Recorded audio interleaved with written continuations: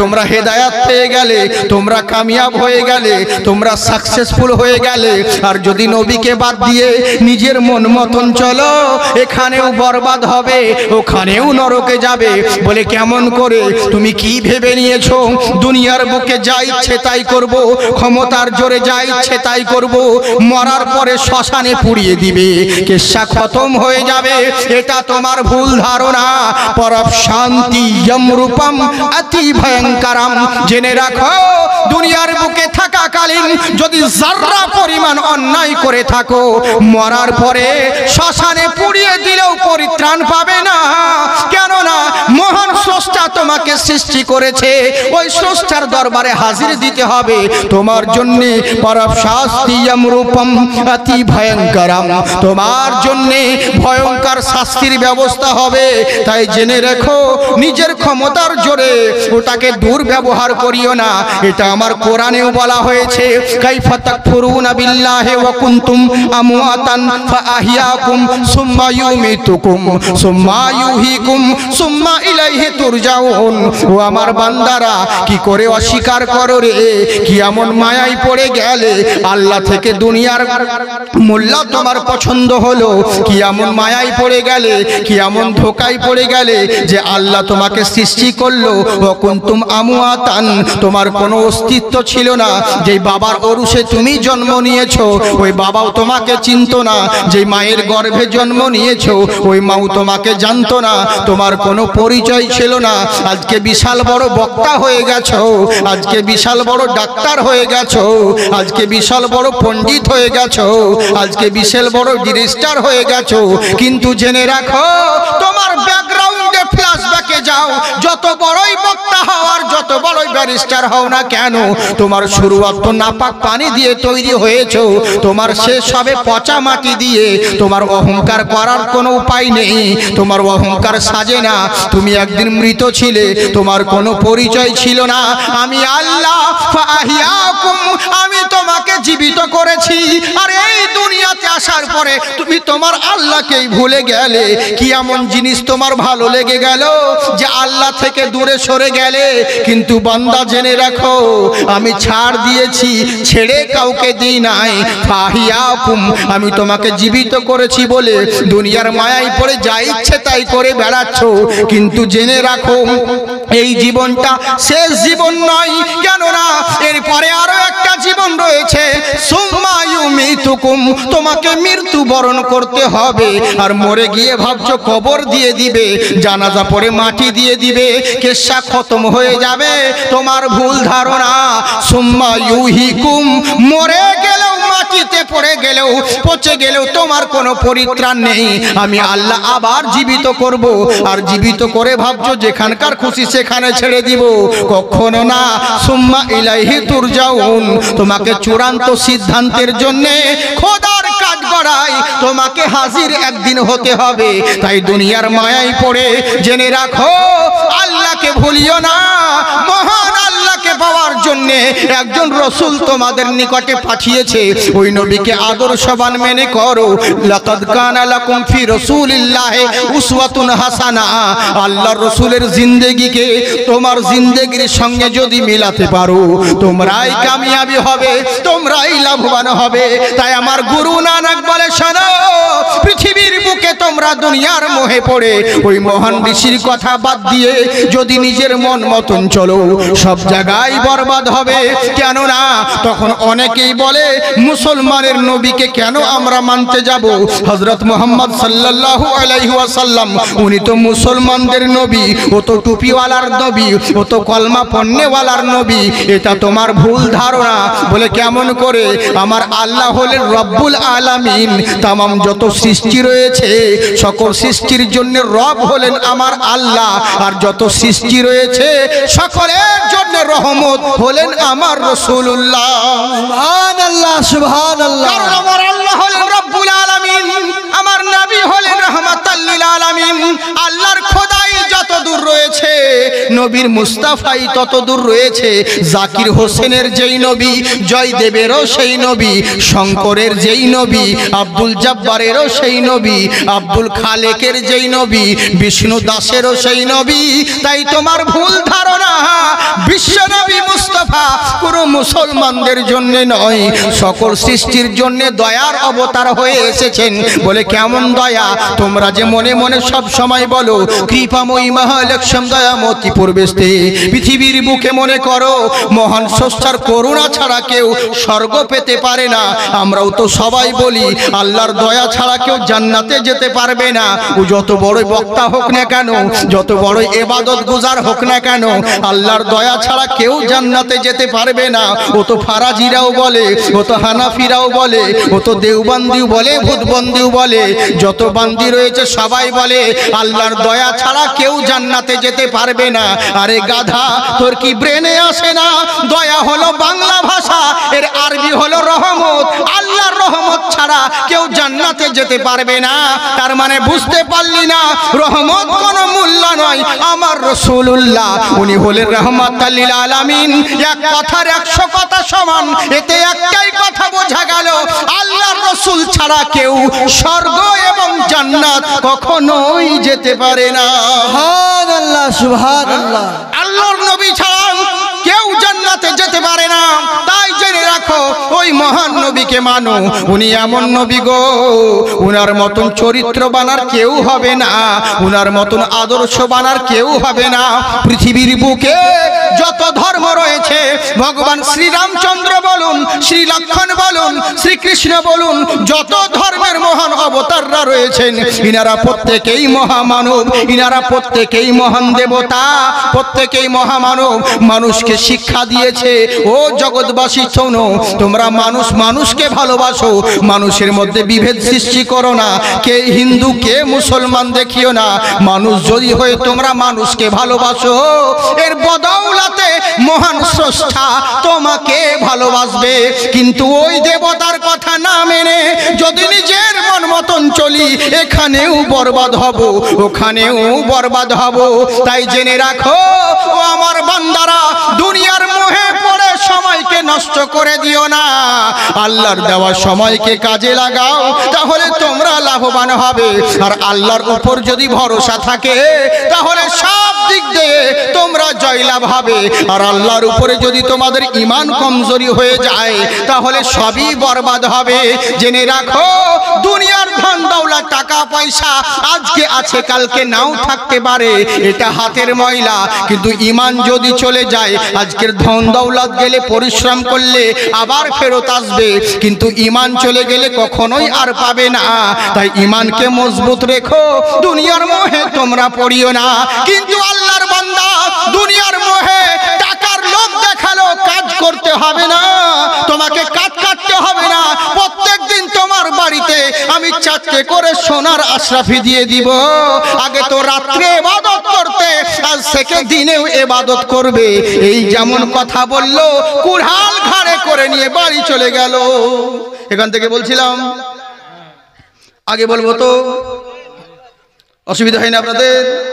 আচ্ছা, হ্যাঁ, কারা কারা শুনবেন না হাত উঠান। বাহ, ওই একাধিটা উঠায়, ওটা জোশে পড়ে হুঁশ হয়ে যায়, ও হয় ওরকম ভুলে ভুলে হয়ে যায়। সুবহানাল্লাহ বলতে গিয়ে তুফান আল্লাহ বেরিয়ে যায়, এরকম গোলমাল হয়তো, বুঝলেন তো? তবে অসুবিধে নেই, আল্লাহ আপনারা ভালো মানুষ, তার জন্য না, আমরা এমনিতে মোহাব্বতের মানুষ, বুঝলেন? আমরা তো আশরাফুল মখলুকাত, তাই তো বাবজি আমরা হলাম সর্বশ্রেষ্ঠ মানুষ, শুধু জুতো চুরি করি তাই, বাকি আমরা তো ভালো মানুষ, আমাদের মতন আর কি আছে গো? হ্যাঁ, তো যাকে সোনামুখী আমার, তো কথা যেটা বলছিলাম মন দিয়ে শুনুন। আল্লাহর বান্দাই করলো কি, টাকার মোহে পড়ে চলে গেল। কিন্তু শয়তানের ওয়াদা কি সত্য হয়? শয়তানের ওয়াদা সত্য হয়?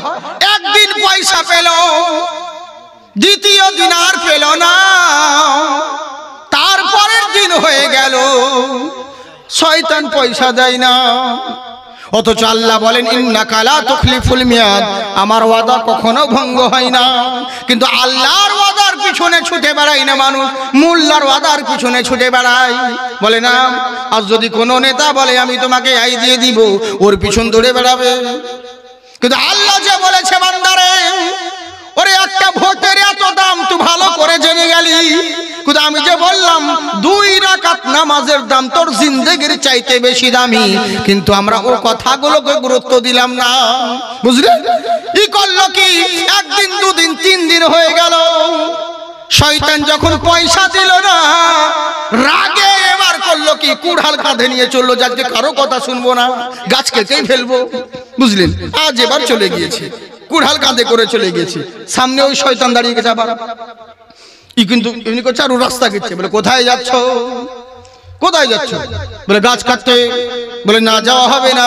বলে আজকে কারো কথা শুনবো না, তুমি বেঈমান, মিথ্যা কথা বলেছো, আমাকে বললে পয়সা দেবো আর দেওনি, 3 দিন হয়ে গেল, আজ তোমার কথা শোনা যাবে না, গাছ কেটেই ফেলবো, আজকে কারো কথা শুনবো না। বলে ঠিক আছে, তুমি গাছ কাটবে ঠিকই, কিন্তু গাছ কাটার আগে আমার সঙ্গে কুস্তি করতে হবে, লড়াই করতে হবে, জিতে গেলে তুমি গাছ কাটবে, আর যদি হেরে যাও তাহলে যেতে পারবে না। ই আল্লাহ ওয়ালা বান্দা বলছে কোনো ব্যাপার নাই, কর কুস্তি, 3 দিন আগে তোকে 3 বার আছাড় খাইছি, কর দেখি, কারণ জানে তো 3 দিন আগে তোর কুস্তি হয়েছে, তুই তো জিতেছে, বলে কর কুস্তি দেখি, আজকে তোরই দৌড় দেখবো। আমাদের এরকম হয় না? আল্লাহ বলে শরীরের গরম দেখায়ও না, আমি শক্তি দিয়েছি বলে বেশি গরম দেখায়ও না। একবার যদি ডায়রিয়া করে দিই তোমার 12টা বাজিয়ে দেবো। হ্যাঁ, কতজন দেখবেন না শক্তির বড়াই দেখা, আমরা দেখে বলে হুজুর রাত্রেবেলায় ওই দিক দিয়ে যাবেন না, ওরা বিশাল বড় মাস্তান, আপনার মতন মৌলবীকে দুজনাকে চেড়ে ফেলে দিবে। হ্যাঁ, কিন্তু আল্লাহ বলেন কত বড় মাস্তান হয়েছো, কত বড় শক্তিমান হয়েছো, যে সামান্য মশার ভয়ে মশারির তলে ঢুকছো, আর নিজেকে বলছো পালওয়ান, নিজেকে বলছো শক্তিমান।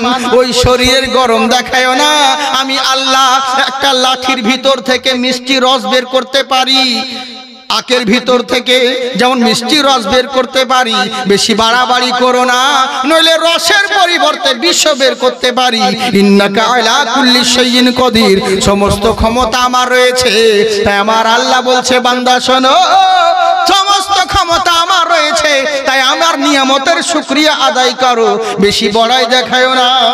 কি বলছে, কর কুস্তি দেখি, তোকে আছাড় মারবো। কুস্তি আরম্ভ হয়ে গেল, কিন্তু আল্লাহর কি কুদরত দেখুন, সেই দিন এমন আজকে কিন্তু বাজি পেলতে গেছে। সেই দিন আল্লাহ ওয়ালা বান্দা শয়তানকে জমিনে ফেলে তার বুকের উপরে দাঁড়িয়ে গেছিল। আজকে কুস্তির দিনে শয়তান করলো কি, আল্লাহ ওয়ালা আবিদ বান্দাকে জমিনে ফেলে দিল, ওর বুকের উপরে শয়তান দাঁড়িয়ে গেল, বুকের উপরে শয়তান দাঁড়িয়ে গেল। কি বলছে, মানবো না, আর একবার কর। বলে ঠিক আছে। দ্বিতীয়বার তাই হলো, আবার বলছে 3 বার সেদিন করেছিলাম, আজকেও 3 বার করতে হবে, বলে কর। তৃতীয়বারেও আজকেও কিন্তু শয়তান ওই আবিদ বান্দাকে জমিনে ফেলে দিয়ে তার বুকের উপরে দাঁড়িয়ে গেল। শয়তান দাঁড়িয়ে গেছে, আল্লাহ ওয়ালা বান্দা চোখের পানি ঝরাতে আছে। বলে কাঁদছিস কেন রে? বলে কাঁদছি একটা কারণে, নিজের শরীরের দিকে দেখছি, বললে কি আমার কি শক্তি কমে গেল, আমার কি সাহস কমে গেল, আমার কি বল কমে গেল, না কি হয়েছে বুঝতে পারলাম না। এই 3-4 দিনে কি এত পরিবর্তন হয়? বলে কেন রে? বলে বুঝতে পারলাম না। বলে কি হয়েছে বল? বলে 3 দিন আগে তোর সঙ্গে কুস্তি করলাম, তোকে 3 বার আছাড় মেরে জমিনে ফেলে দিলাম, তোর বুকের উপরে দাঁড়িয়ে গেলাম, কিন্তু আজকে কেন তোর সঙ্গে একবারও জিততে পারলাম না? একটিবারও কেন জিততে পারলাম না? আহারি, একটিবার কেন পারলাম না? 3 দিন আগে 3 বার ফেললাম তোকে, আর আজকে কেন জিততে পারলাম না? এই চিন্তা করছে। আহারে, যেমন এই কথা বলো। বলে তাহলে কি শুনতে চাস? বলে হ্যাঁ বলো। বলে তোর শরীরের শক্তি কমে নাই, সেদিন যা ছিল আজকেও তাই রয়েছে, তোর কোনো শক্তি কমে নাই, তোর পাওয়ার কমে নাই, তোর ক্ষমতা কমে নাই। বলে তাহলে হেরে গেলাম কেন? বলে হেরে গেলি একটা কারণে। বলে কি হয়েছে বলো? বলে কারণ হলো একটাই, সেদিন তোর ঈমান মজবুত ছিল, তাতে তুই জিতে গেছিলি। আজকে তোর ঈমান কমজোরি হয়ে গেছে, তাতেই হেরে গেলি। বলে কিসের ঈমান কমজোরি হলো? আমি কি ইবাদত কম করছি নাকি? আগে তো দিনে রাতে ইবাদত করতাম, এখন তো দিনে রাতে 24 ঘন্টা ইবাদত করি, তাহলে কিসের জন্য আমার ঈমান কমলো? বলে ওরে শোন, সেই দিন তুই গাছ কাটতে এসেছিলিস, আল্লাহর জমিনে মানুষ শিরিক করছে, শিরিক করা বন্ধ করবি বলে ঈমানি তাকাত নিয়ে তুই বেরিয়েছিলিস কুড়াল নিয়ে গাছ কাটতে। তাই তো দিন আল্লাহ তোকে মাদাদ করেছিলেন, তাই তুই জিতে গেছিলিস। আজকে তুই এসেছি পয়সা পাসনি বলে, হ্যাঁ, আজকে গাছ কাটতে এসেছি পয়সা পাসনি বলে, এই লেগে রাগে গাছ কাটতে এসেছি, পয়সার কাছে তোর ইমান কমজোরি হয়ে গেছে, এর লেগে আমি তোর উপরে জয়ী হয়ে গেলাম। আজকে দেশের পরিস্থিতি এরকম হচ্ছে, মুসলমান মার খাচ্ছে, তার মানে বোঝা গেল এরা নামের মুসলমান হয়ে আছে, কাজে কেউ নাই। বুঝলেন, কাজে কেউ নাই, এরা শুধু নামের মুসলমান। ঢোলের উপরে বাড়ি দিলে বহুদূর শব্দ যায়, কিন্তু ভিতরটা খুলে দেখেছেন পুরোটাই ফাঁকা। আমি তো বহুত পুরাতন কথা আমি বলেই থাকি, প্রায় চোখে দেখতে পাই না, নাম নজর আলী। ভালো কথা কাউকে বলে না, নাম আদর আলী। যার বাপ কোনোদিন সোনা চোখে দেখেনি তার নাম সোনালী। যার রূপের কোনো বাহার নেই তার নাম রূপালী। যার গায়ের গন্ধে পাশে বসে 1 মিনিট কেউ থাকতে পারে না তার নাম আতর আলী। রাত 10টার পরে কুকুরের ভয়ে বেরোয় না, নাম তার বাহাদুর আলী। বুঝলেন, এই তো হচ্ছে আমাদের অবস্থা। ও যে গো মাংস বড় মিয়া খাই হাম্বা হাম্বা, আর জুম্মা জুম্মা মিস কল মারতে যায়, এইটাই কি আমরা মুসলিম ভাই? বুঝলেন, আমরা তো এরকম নামের মুসলমান হয়ে গেছি গো। কাকে বলবো দুঃখের কথা? ওরা কি ভালো মনে করছেন? মা বোন আছে না পালালছে? আছে, জায়গা হচ্ছে না। হ্যাঁ হ্যাঁ হ্যাঁ, হাই রে হাই রে, পর্দাতে আছে ওরা। গোটা জালসা, গোটা সারা রাস্তা উদাম হয়ে বেড়াবে, আর শুধু জালসা তলায় পর্দা। ও শুধু আমাকে দেখবে, কিন্তু আমি দেখবো না। হাই রে হাই রে, পর্দা। একে পর্দা বলে না, একে জর্দা বলে। হ্যাঁ, পর্দার জায়গায় পর্দা লয়। হ্যাঁ, ভালো করে আর কি বলবো বুঝলেন, মেয়েদেরকে পর্দা সম্পর্কে আমি ওয়াজ করা বন্ধ করে দিয়েছি। পর্দার ওয়াজ করতে করতে পর্দা, যমুনা, মেঘনা সব এক হয়ে গেল। বুঝলেন, আগে তো 3 পিস ছিল, 2015-তে বের হলো choose pant, tight fitting pant. শালা বাপ পড়লে মাকে খুলতে হতো ঘরের ভিতরে, মা পড়লে বাপকে টেনে টেনে খুলতে হতো, এত চুস প্যান্ট। 2019 ওটাকে তালাক দিল, নিয়ে এমন বের হলো বুঝেছেন, পায়জামা দুটা লুঙ্গি সমান, প্লাজো। হ্যাঁ, প্লাজো হলো, ওটাকেও তালাক দিল 2000, বুঝেছেন, ওটাকেও তালাক দিল 2020-তে। এবার বের হয়েছে কাট পিস, কত রকম পিস বের হচ্ছে। এর আগে ছিল 3 পিস, তারপরে হলো 2 পিস, এখন হয়েছে 1 পিস, আর কিছুদিন পরে উলঙ্গ পিস হবে। হ্যাঁ, এই তো দেশের যা পরিস্থিতি আমাদের চলছে। হ্যাঁ, দুঃখের কথা বলবো কারে শোনা, এই তো হচ্ছে আমাদের অবস্থা। আর এই মা বোনদের পর্দা করে না, এর জন্য দায়ী হলেন আপনারা। মৌলবীরা তো ওয়াজ করে দিয়ে বাড়ি চলে গেল, কিন্তু মৌলবীর ওয়াজে লাখ টাকার মৌলবী এনে আপনার বইয়ের পর্দা হয় কখনো? কখনোই হবে না। আপনাকে ওয়াজ করতে হবে। খালি একবার বাড়িতে বলে দেখেন, যদি বেপর্দায় ঘুরে বেড়াস না, তোর বুকে পা চাপিয়ে আজান দিব, দেখবেন ভয় করবে। কিন্তু আপনারা তো বলবেন না। মেয়েরা পাশাপাশি যখন বসে এক জায়গায় 4-5টা মেয়ে হলে ওরা নিজে নিজেরা গল্প করে, তোরটা কেমন, তোরটা আর বলিস না, খুব গড়ায়, 1 পা বের হয়ে যায়নি। আর তোরটা বলে, হ্যাঁ আমারটা যা বলবো তাই। যদি বলি 3 মাস আসি ওনাকে রেলা থেকে, তো 3 মাস আসবে না। বুঝলেন তো? হ্যাঁ, মেয়েরা রাগি সাই পছন্দ করে, কিন্তু আপনারা তা তো করবেন না। আপনাকে মারতে বলিনি, কিন্তু একটু ফুসফাস করতে বলেছি। হ্যাঁ, গৌসে পাকের দরবারে একটা সাপ এসেছে মুরিদ হতে, বলে হুজুর আমি মুরিদ হব, আল্লাহর ওলির দরবারে মুরিদ হব। তো বলছে তুই মুরিদ হতে পারবি না। বলে কেন? বলে আমার মুরিদ হতে গেলে ওজিফা পালন করতে হবে, কাউকে দংশন করতে পারবি না, কামড়াতে পারবি না। বলে ঠিক আছে, করবো না, আমি গ্রামে থাকবোই না, ওই জঙ্গলে চলে যাবো।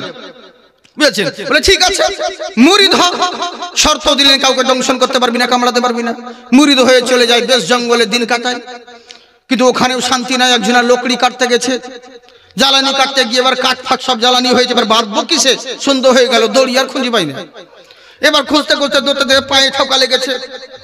ও সাপ, ওটাকে বুঝেছে, অতটা ধ্যান দেয়নি, দড়ি ভেবে নিয়ে এসে একদম লকড়িকে জ্বালানিগুলোকে বেঁধে নিয়ে একদম কাঁধে করে তুলে বাড়ি, একদম বাড়ি নিয়ে এসে বুঝেছেন, ওখানে জ্বালানিটাকে ফেলে দিয়ে দড়িটাকে খুলে দিয়ে 5-6টা মেরে ফেলে দিলে।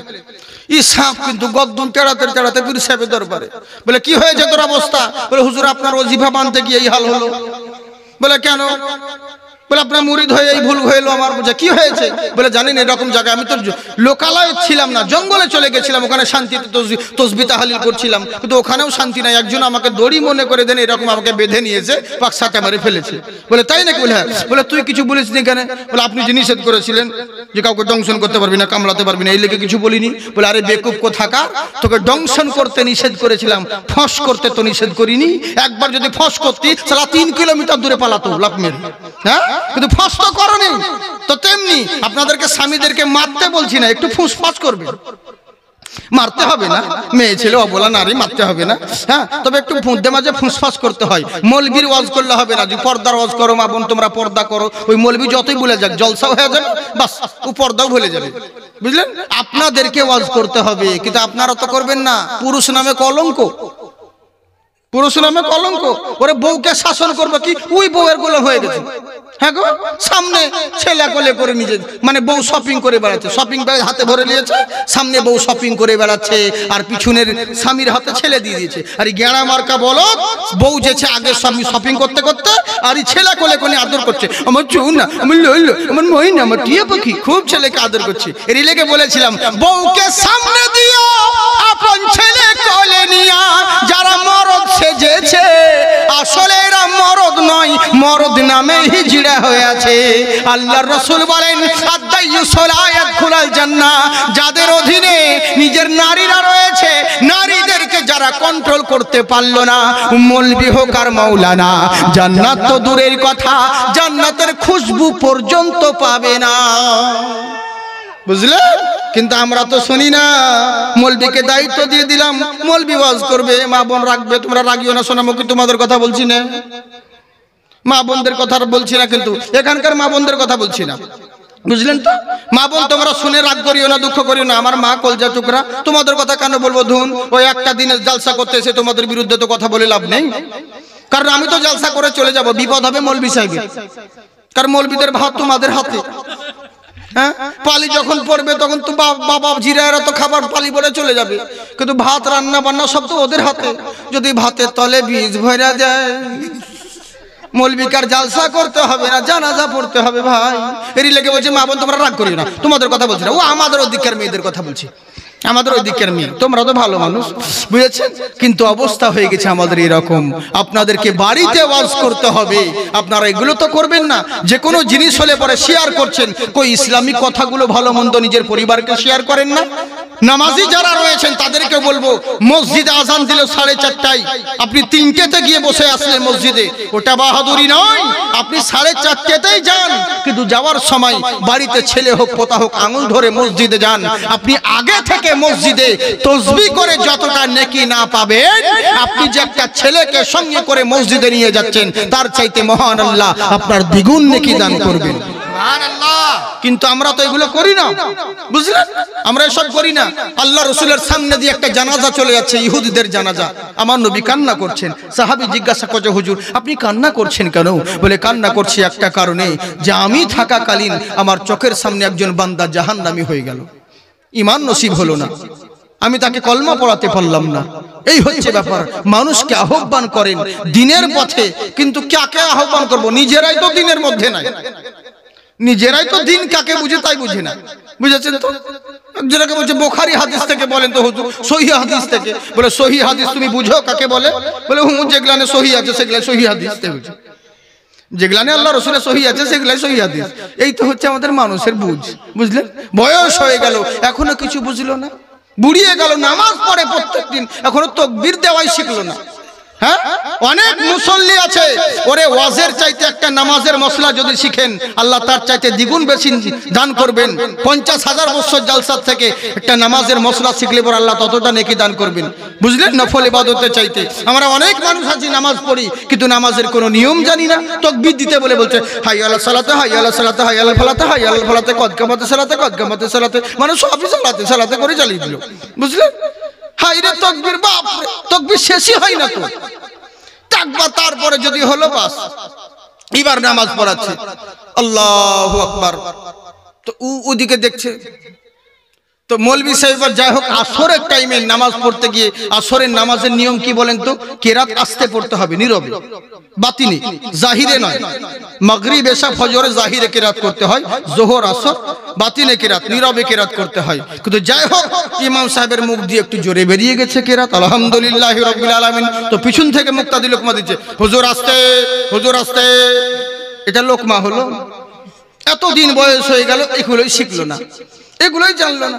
হাইরে হাইরে হাইরে হাইরে, দিনের পর দিন চলে গেল, এগুলো আমরা শিখলাম না। তাহলে কি শিখলাম এতদিন ধরে?